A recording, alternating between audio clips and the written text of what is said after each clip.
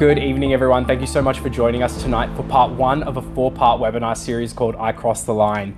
Today, we're going to be running through the pre-fundamentals of scanning, how to get into digital, and how to set yourself up for success in digital. Just a little bit of housekeeping before we get into it. We have a question and answer section at the end of it, so if you can pop all your questions into the question and answer function in Zoom, that would be great. Please don't put them into the chat because they might get missed. So I'm joined today by Leif Svenson. How you going, mate? Hey, good, thank you. Good to see you. Yeah, good. So, Leif, you crossed the line. I did. It's an interesting title. It is an interesting title. Do you want to give us a little bit of context about where it all came from, how this came about? Yeah, sure. You look at it and think, what the hell's this guy going on about? Look, pretty simple. I Crossed the Line was an article that I wrote a month or so ago for 3Shape. And in a literal sense, what it's referring to is crossing that midline when you're doing complex occlusions. It should mute automatically. And we will talk about that in part 3.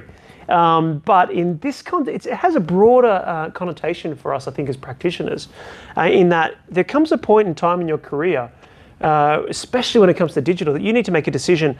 Well, am I going to put that impression tray down and pick up that magic wand and start a new journey of my career in terms of as being a practitioner? So in a broader sense, absolutely. I had to make that decision at one point in time to lock that cupboard and move to a digital platform. So absolutely, I had to cross the line. So why don't we get into a little bit more about when you crossed the line? Can you give some background on whether it was how you integrated it into your business, how the patients reacted to it, how it affected the business positively or negatively? Geez, you've asked me about 5 questions there. Let's go through them one by one though, but absolutely. I'll tell you a little bit maybe about my story. Yeah, of course. Yeah, okay. Yeah. So I come from an absolute analog practitioner background, sitting on benches doing everything analog. And so I built a laboratory and a network of practices, which was subsequently acquired by the largest branded DSO in Australia, so to speak. And so I then, coming from a small network of practices, moved into a large corporate environment. And now looking at managing and looking after a large fleet of practitioners. And one of the mandates that the business had at that point in time, the business at large, was to go digital.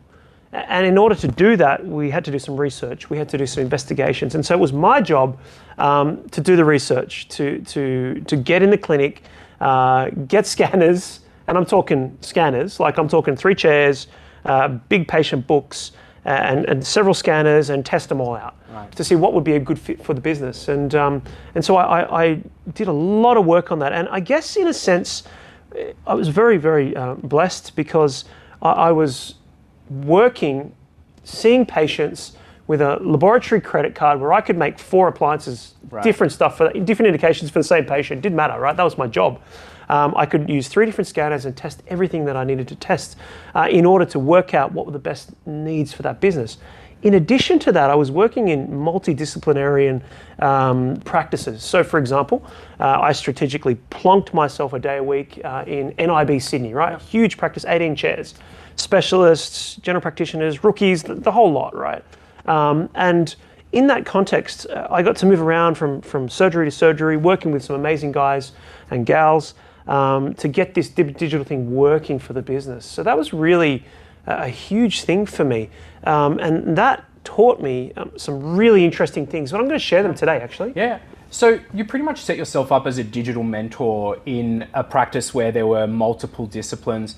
How do you think that the practitioners reacted to the change in digital? What was their learning curve? And how do you think the patients reacted to it? What was their kind of first impression of being scanned for the first time? Sure, really, really good questions. I guess the practitioners is an interesting one. Being a practitioner with zero understanding of scanning, zero. I actually missed the reseller training. So I kind of had to wing it a bit, but the webinar, the online stuff's pretty good, right? So you can kind of get up to speed pretty quickly. I found that it was really important that I, as quickly as possible, got the volume happening, right? Like I said, you had to make a decision, you got to cross that line, pick up the scanner and put away the alginate, right? And I had to make that decision, and a lot of the guys had to do that. But sometimes it's quite hard. So the pure volume getting the numbers up. At 10 scans, you'll start to look away from the patient mouth. At 20 scans, you'll start to understand how to get that undercut and angulate your hand a bit more. At 50 scans, at 100 scans, you'll say, geez, you're kind of unstoppable at that point. So the practitioners, what I really taught was to get volume of scan happening. So even if, for example, you wanted to do a hydraulic impression like normal, do the scan as well.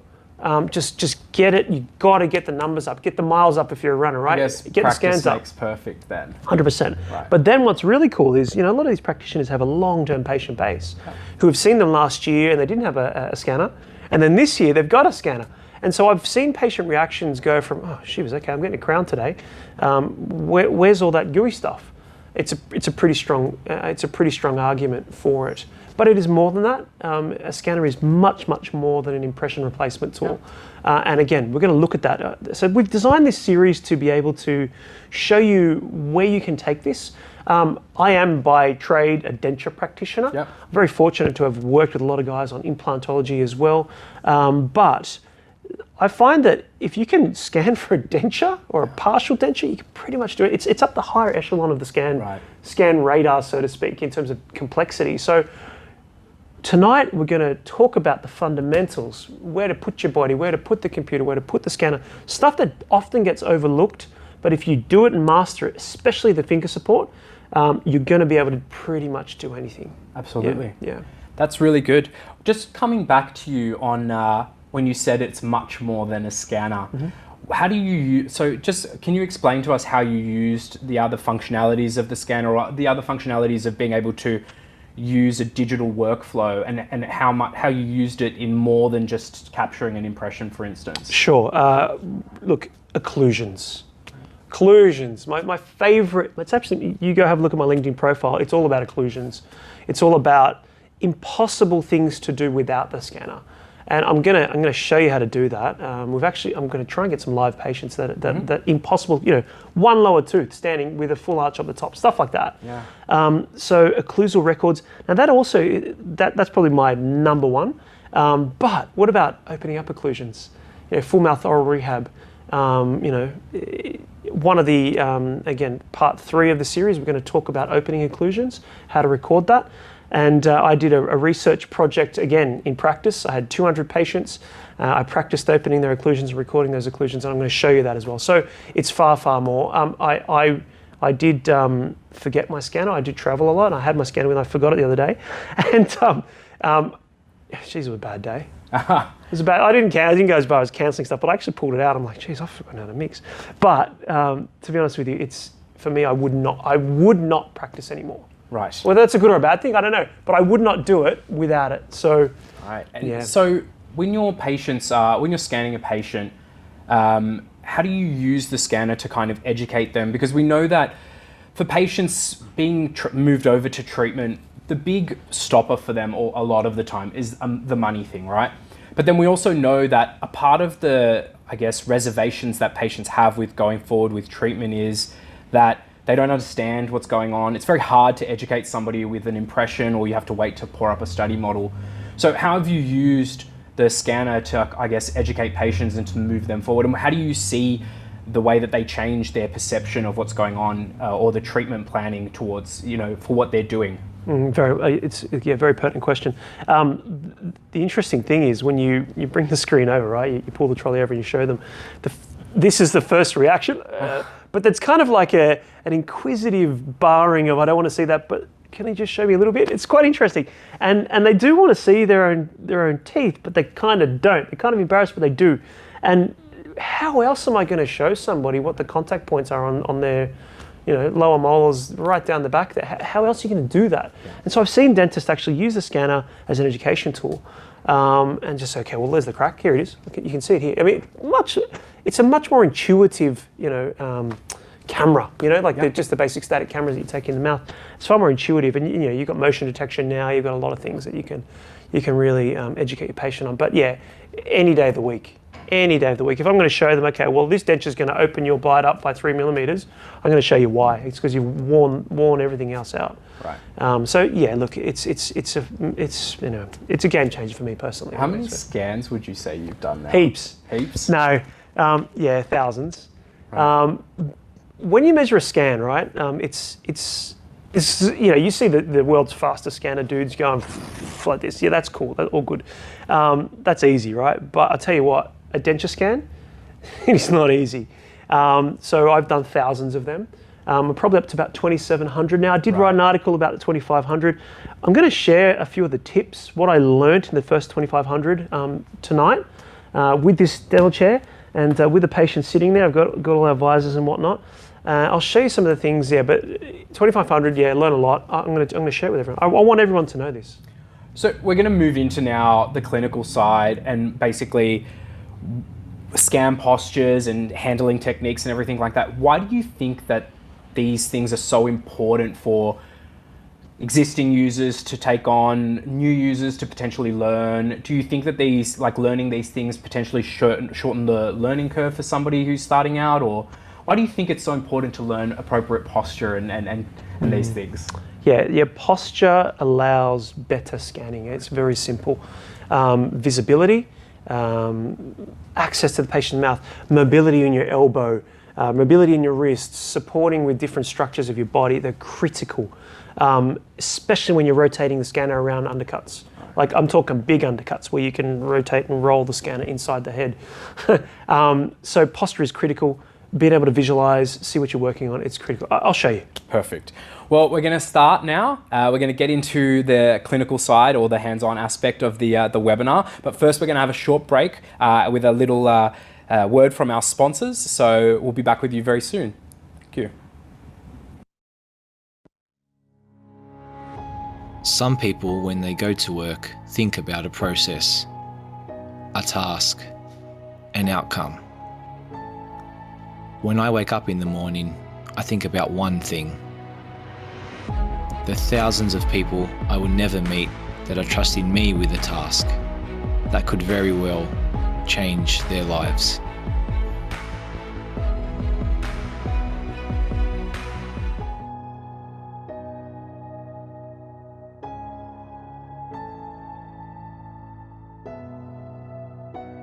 Well, welcome back. We're back from our break. We're masked up now, however, which means communicating is a little bit more difficult, but you'll be able to see my hands. We have a couple of cameras, so at some points throughout these demonstrations, I'll ask for our mobile cameraman to come in a little bit closer so they can see the finger position. We're going to go through a few things today, and the specific things we're going to go through are starting off with posture. Posture is critical for your scanning. And like I said a bit earlier, Joe and I were talking about this, is the standing up posture in front is my preference. And the reason I like that is because I'm firmly grounded. I can support my hands quite readily and easily. I can move quite easily. I can see the mucosa. I can see inside the mouth. And I find that it's especially for complex restorations, straight in front is the best way to go. So position yourself, if you're a right-hander, to the left-hand side of the patient. Now the patient height is critical as well. I like to have the patient's mouth so that my elbow is at a 90-degree angle. Now the reason that is important, you can have a slightly more down angle, especially for the lower arch, but when you have the patient in an open position, this angle here will allow you to pivot your elbow and to get greater access and greater visibility of your scan. Now that's your standing position. That's also your patient position. Now I've preset this patient in the correct position for obvious reasons, for TV reasons. But your other very, very important factor is your table or your cart or whatever it is that's cradling your laptop, if you have a laptop, or if you're fortunate enough to have a move, you can easily do exactly what I'm about to show you now as well. So your cart can have several positions depending on what you're doing. Perfectly to the side, so that your laptop is very visible, is a very good position, but your cart or your trolley or your table should be quite high so that you can easily look to the mouth, look to the screen, look to the mouth, look to the screen as well. And that's really, really important.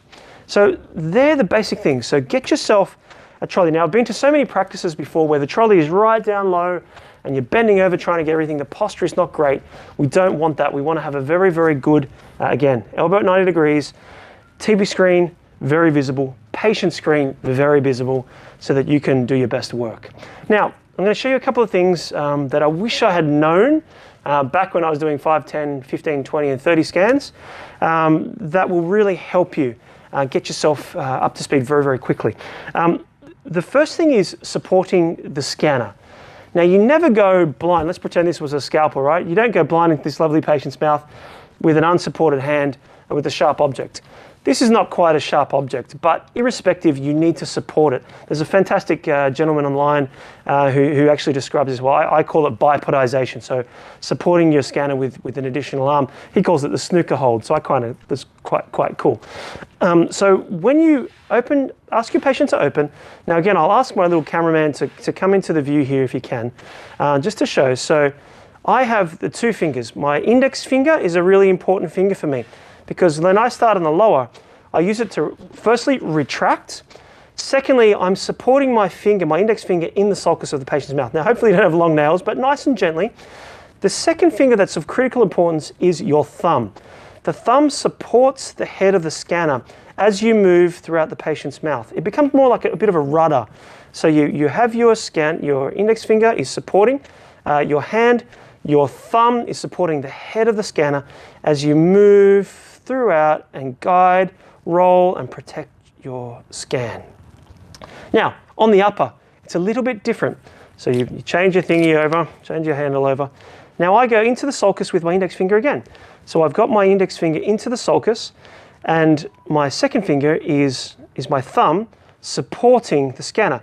Now, as I start down in the posteriors and make my way, you can notice that my index finger is making its way through the sulcus. Now this is twofold. One, which is probably the most important, is supporting your scan.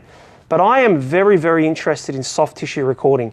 And so what this also does for me is provides a fantastic retraction piece for me. So again, index finger is into the sulcus, my thumb is supporting the head of the scanner, and we're moving our way through, and you'll notice that I'll be retracting as I'm moving. Now, another very interesting thing, thank you, Mr. Cameron, you can get out of our shot, but it's actually quite hard to actually picture all these things, so you'll forgive me for some of my lack of clinical photography prowess, but these are very, very important things. You want to make sure that your scanner is supported. Firstly, index finger into the sulcus is your first support point. Secondly, your thumb is supporting the head of the scanner, and it will become your rotational point that you can move the scanner quite nicely through the scan. While we're at this position here, I'll ask my cameraman to come back again. Open up for me. Again, I'm retracting. Now, if I want to go down this side of the molars, down the upper molars, you'll notice in your scans that as you roll around, you'll miss some of the back of the molar. Now, the way to actually get the scanner around it is if you say, Mrs. Patient, can you please just open up again? Just close about halfway. You'll feel that intracoronal arch open, and then you can slide around the back and get the rear of that molar as well. So there's a couple little tricks for you. Again, all these things that we learn sort of as we're going, but don't try to ram the scanner down the posteriors without them closing, and that opens that intracoronal arch and allow the scanner to tuck around the back. Very important little tip for you as well. Probably the biggest error I've found, and you ask any laboratory, they'll tell you the same thing, is the incisor ledges on the anteriors. Now, why is that? Why are there always distortions on that? And you would have heard this in your reseller training, because you'll know that you're recording when you're scanning. You're recording the buccal side of the tooth, the outside. Firstly, you've got the palatal side of the tooth, but you're recording also. Now, when you come to the incisor ledges, it's a very sharp tip. The palatal of the tooth and the buccal of the tooth meet in a sharp edge. Now, if you take a photo on the front and you take a photo on the inside, but don't bridge the incisor ledge to the tooth front and back, you'll get this funny looking jiggy-jaggy line. Now, when the lab prints that model or whatever it is they're going to do with your indication, you'll find that you'll get bad distortions in the impression, and the appliances won't fit. So this is a little tip and technique again, and we'll ask the cameraman to come back in. We call it sort of the rock and roll, the rolling anterior move. So you've already built the structure of your scan. So that's critical. You've built the basic nuts and bolts of your scan, and now you're going to be rolling over and combining the front and the back of the tooth. And this is the kind of technique that I like to use. So again, my Index finger, is that okay? Does that hurt you? Doesn't hurt, all right? So that's really important, and be very gentle with your patients. So your index finger is in the sulcus, your thumb is supporting. Now, the other good thing about supporting with the thumb is that when you do this rolling motion here, this is the move here. So I've built the nuts and bolts of the scan, and I'm rolling, rolling, rolling, rolling. And I'm telling you now, you will never have an incisor ledge problem if you can master that technique. The errors where we do find is around the laterals, because it comes to a point where I'm here, I'm rolling, rolling, rolling. Now look at my hand position. As I get to here, well, geez, how do I do this now? Well, it's pretty simple. You roll the other way and you come back and keep going like that.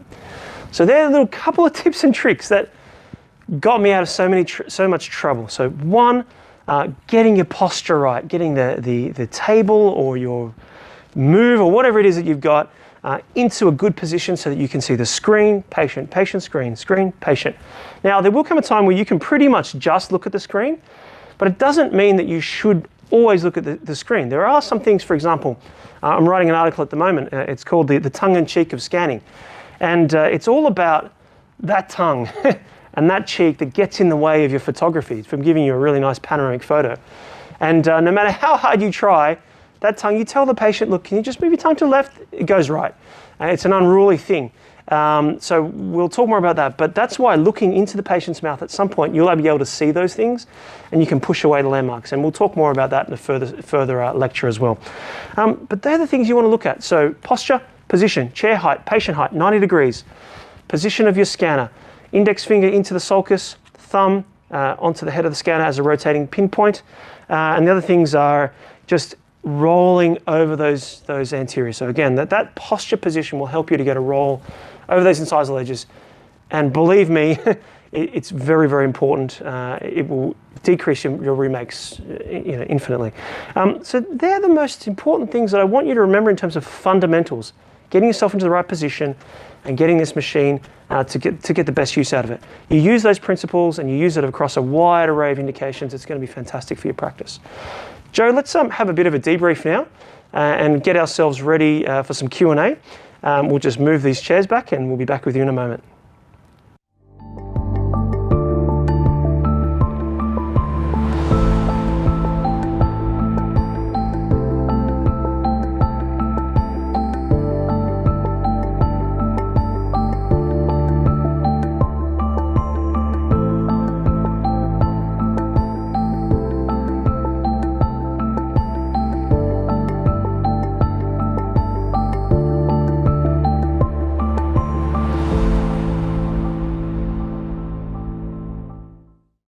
Perfect. Thank you so much for that, Leif. That was a really amazing little tutorial, and it's really it's really great to see how little tips and tricks like that actually how much they weigh when you're actually coming into learning a new product or trying to get the most out of a new product. Can I be completely honest with you? When I first started my journey, I was so embarrassed. I don't know if you hear this, right? I mean, obviously I've been managing. I was pretty good with my hands. I could do things pretty quickly and easily.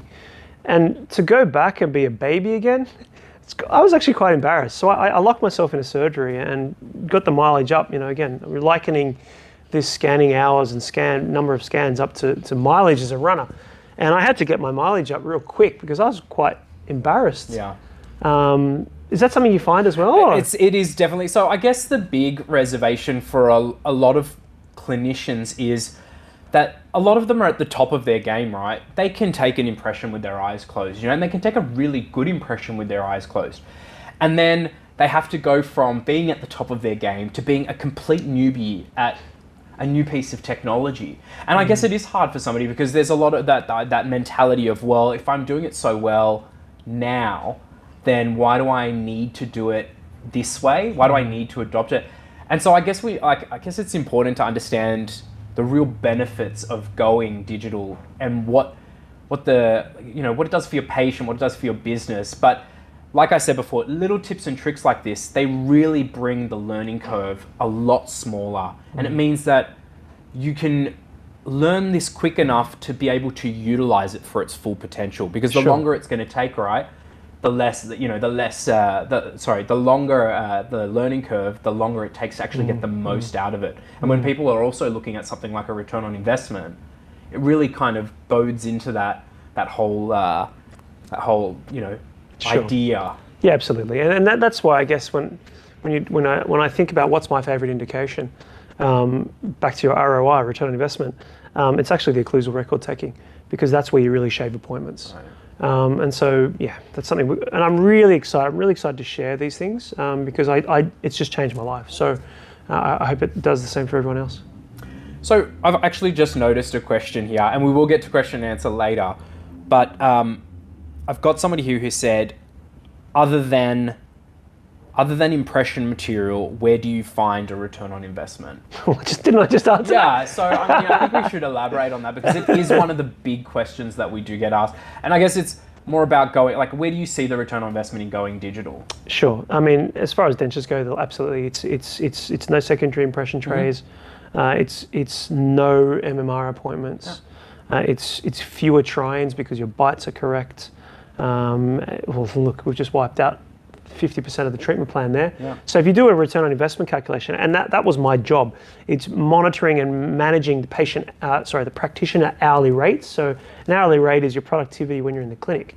So I watched practitioners go from, very productive to extremely productive. We had some pros guys, so denture guys, working at around about $1,400 an hour of productivity. That's unbelievable. Because they were able to chop those treatment plans in half. But the quality was fantastic. So ROI, well, there's a lot of ROI. Now, look, the argument is, well, I don't have enough patients to fill the books anyway. That's true. But then we talked about the blowing the patient away who then goes and tells 10 other people. Right. So there's ROI in many aspects. Yeah, of course. Yeah, I think it's also a time and efficiency thing, right? We all know that, a lot of intraoral scanners can be really, really quick. But I think there's also the idea that you can see on screen, and you were talking about things like the issues on incisal edges sometimes. When you take a double take, right, it's sometimes very hard to see it in the actual impression until maybe it's been poured up. Yeah. But if you do what's called a digital double take, where you can, it doesn't stitch appropriately or something like that, that can be picked up straight away in the workflow. It can be corrected in the workflow, and it means that the patient will still be there. You can either cut away a certain part of the scan and add onto it, or just completely rescan again. Yep. But it means that the patient's still there. You don't need to get them back, or the technician doesn't have to do any guessing work, which obviously brings in a higher quality of restoration as well. Sure. Look, if you go, in your crown preps, you go dig a bit deeper. You check the occlusal schematics. Looking at those red, green, and blue lines as you're just checking. Have I prepped enough? That's a fantastic tool. So you can actually avoid a lot of things, double takes, as you said, good word, double take. But there's a couple of things that I would encourage people to look at. The things that I would encourage you to look at are checking your scan as soon as you finished it. Now, sometimes, and this can blow up on a lab side, there are little anomalies that you've accidentally scanned your fingernail on the side there, or your glove, and you didn't quite notice it and you've sent it. When that gets to the lab, sometimes it can blow things up in the lab side from a computer system perspective. So check your scans, trim away all those little things. So the labs will love you. They will. For trimming your scans. Now, be careful not to trim too much depending on the indication you're working on. But be careful to check and make sure that those things are trimmed away, because it'll pay dividends. Well, we've also upped the level of quality control from lab to dentist because of the Communicate app. So it means that when you send a case through Communicate and it takes maybe 2 to 3 minutes for the lab to receive it, somebody's there to either accept or reject it. Now, the beauty of it is they have the tools to be able to go in, see the actual scan, see if the margins are correct, see if there's, any holes or anything like that could cause an issue, see if the bite is correct, and then they either accept or reject it, and you will get a notification straight away whether they do it. So chances are, if they do that straight away, they send it off, your patient's still there.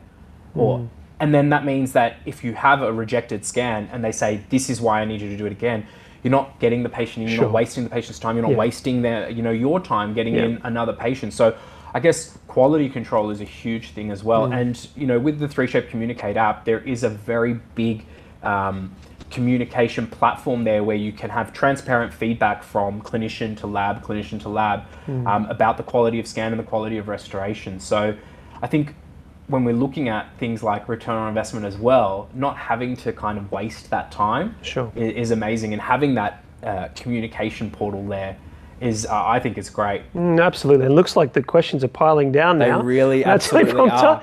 But Yes. we can Let's absolutely, yeah. Let's get into the questions. Let's get into them. Before we get into the questions, though, we are going to run that poll. So the poll is just going to launch now, and then we'll give you some time to answer that, or you can answer it during our question and answers. But please do fill in those. They're really great for us to get that feedback and your feedback on how you found the webinar and everything like that. So start the poll, and we'll get back to you with question and answer. Thanks.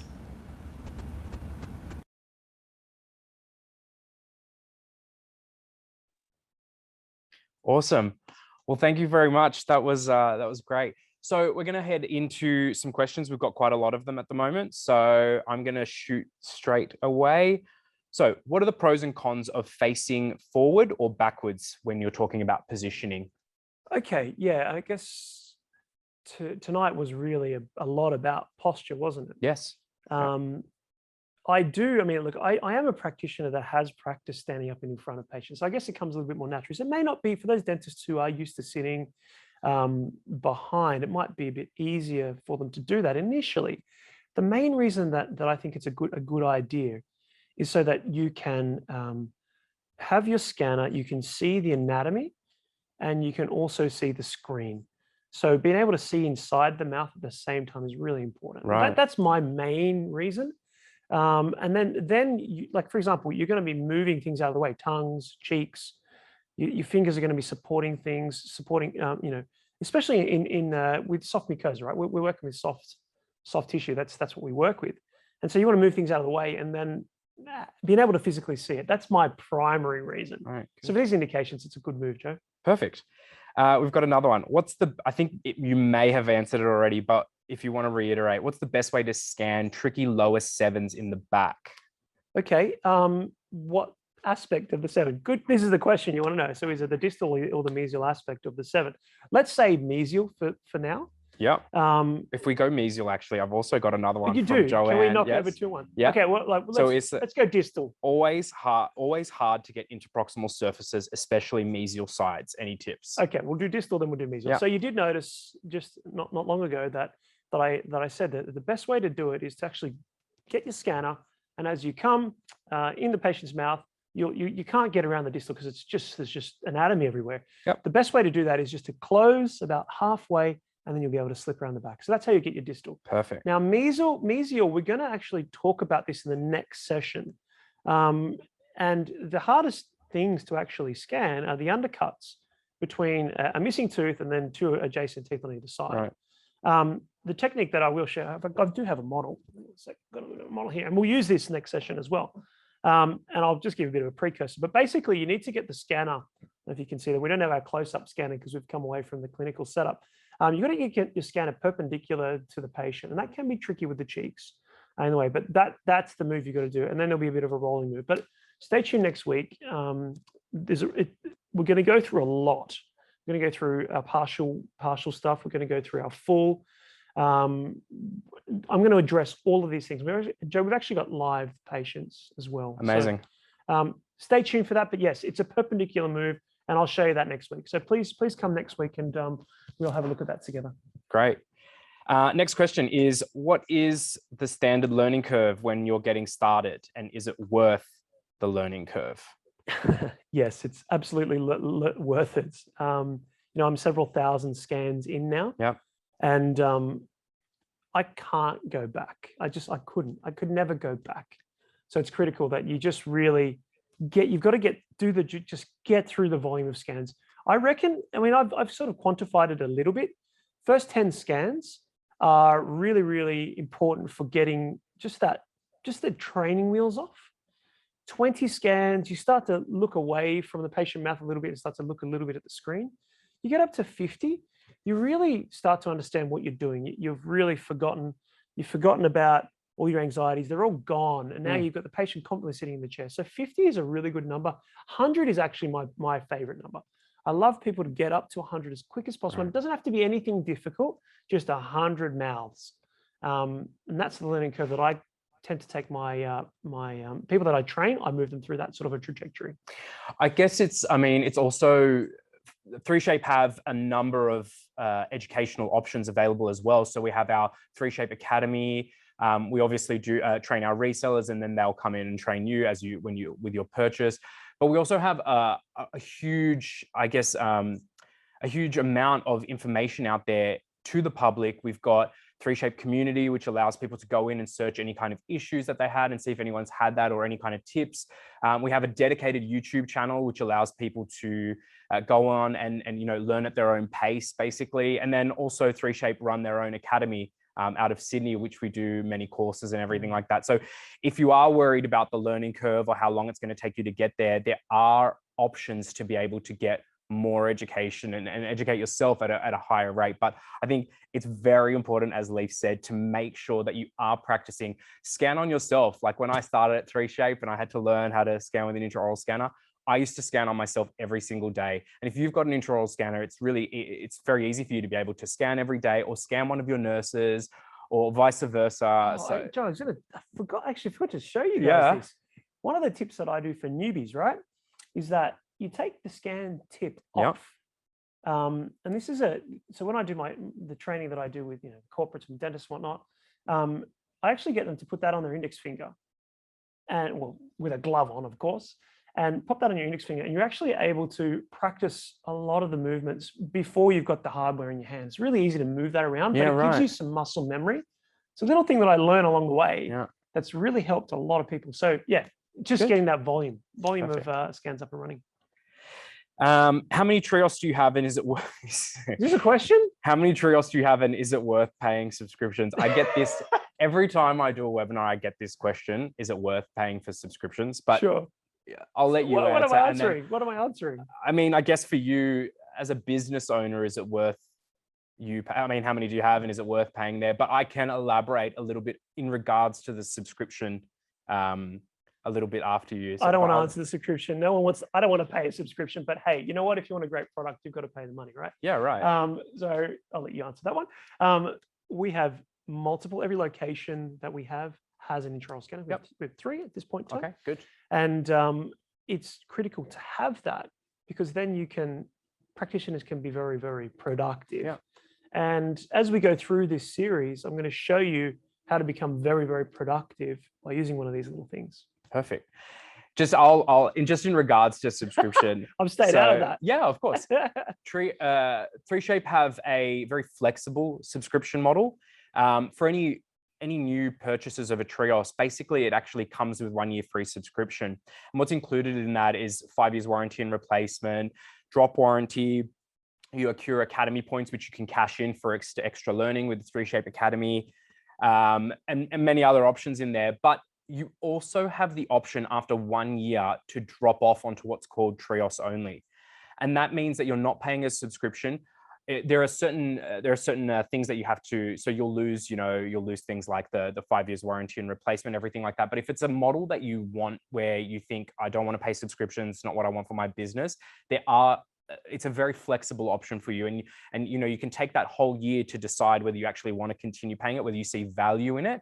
And if not, and if that's not the right choice for your business, you can absolutely go down onto Trios only. So it's a very flexible business option for you. Explain like a champion. Yeah. That's my job. You mentioned anomalies in the scan. What does this mean, and how do we negate them? Okay.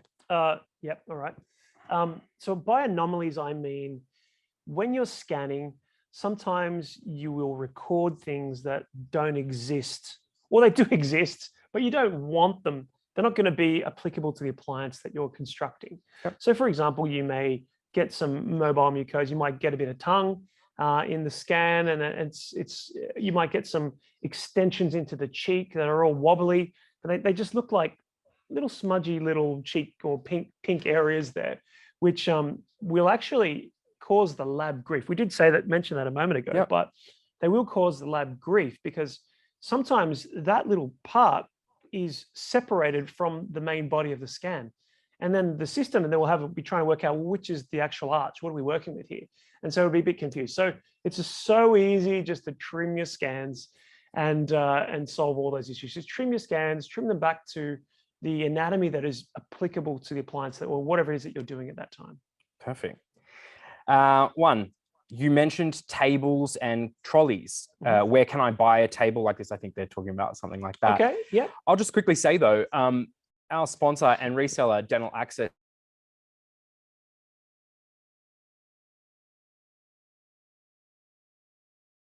to wheel it around, definitely get in touch with them because they've got a superb solution for that. I think it's called the X something like that, but it's but it is an amazing and it's completely set up, and it allows you to roll it around and everything like that. Yep. Alternatively, if you are looking to buy one and you're looking at the differences between the two, you can buy a Move, which is an all-in-one cart configuration that 3Shape creates. It's a 15.6-inch touchscreen, custom built by 3Shape, with a little custom built 1 terabyte computer in there. So it's extremely mobile, it's very ergonomic, and it's a really amazing way to engage patients as well, because you're able to pop the screen straight in front of them. You can use it to show them that and everything like that. I love the Move. Yes. I do. I mean, I have had the privilege of using them. I wish I always had them. But yeah, they're fantastic. But you know, in theory, as you said, jump on Dental Access and have a look at the tables. Yeah. Because you cannot get by with a little knee-high a knee-high drawers, which I've seen so much of. So get onto the team at Dental Access and have a chat to them about a table. It is all about that posture. You need to have something that's satisfactory, that's going to help you with your posture. And I guess it also is in tune with the ease of use of something, being able to, and if you've got different surgeries that you need to bring it in and out of, you can then, it's obviously an extremely mobile option there. How can I capture bites for edentulous spaces? Gee, they're coming hard and fast, aren't they? Yeah. You can watch next week and I'll tell you exactly how to do it. I don't want to give you all my fire today. That's one of the things that you'll really enjoy. Sorry, we're going to touch on it next week. Session number 3, and have a look at the dates there. Session number 3 is all about occlusions. So we're going to look at recording, fully edentulous arch occlusions. We're going to look at my favorite topic, impossible occlusions, and I have some cases 3D printed, ready for our webinar that we're going to share mount, and I'll show you firsthand how that's going to work. And we've also got live patients. So we've got 2 live patients next week, and I'll tell you all about that, I promise. Perfect. I promise I will. And for our final question, we've got wireless or wired, pros and cons. Oh, okay. I've used both. Battery size, if you're going to go wireless, get the bigger battery. That would be probably my first thing. I think they're all the bigger battery now anyway. The little batteries were probably like an early iteration. I personally like wired because I'm scanning all day. I don't have to think about changing batteries. So personally, I'm a wired guy. I do actually tie myself up a little bit. And you'll see, because, and I'll show you some of the moves that I do as well. You'll see the cable sort of tangle itself, and I have to unwind it, pointing it. Irrespective, I like to be hot and ready to go at any time. Right. I guess it just comes down to whether you can manage it. With anything with a battery, you just need to know, like it lasts a certain amount of time. So you need to know that, right, once I'm finished scanning, I'm going to turn the scanner off. Or once I finish, using this, then I need to make sure that I'm charging the batteries. If you don't have that kind of discipline and you don't want to have that that kind of worry about it, then get a wired scanner. There's no difference in scan quality or scan speed between the two. They're exactly the same.